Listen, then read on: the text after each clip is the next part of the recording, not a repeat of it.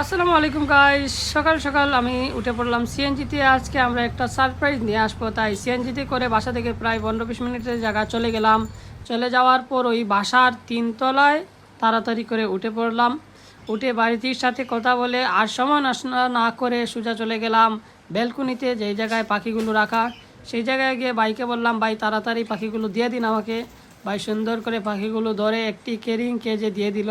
তারপর ক্যারিং কেজে পাখিগুলো নিয়ে সোজা নেমে পড়লাম সিএনজিতে। সিএনজিতে বসে ডিরেক্ট চলে গেলাম আমরা পাখির দোকানে, যেই জায়গায় আমরা খাঁচা বানাবো।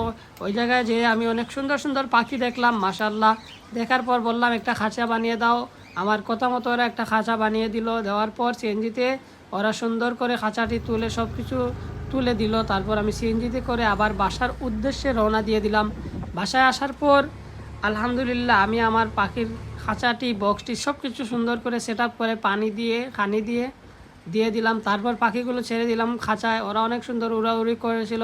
উড়াউড়ি করার পর কিছুক্ষণ ওরা রেস্ট নিল খাঁচার একটি ডালে। মাশাআল্লাহ, দেখতে অনেক সুন্দর এই পাখিগুলোর নাম অবশ্যই কমেন্টে জানিয়ে দেবেন। ধন্যবাদ।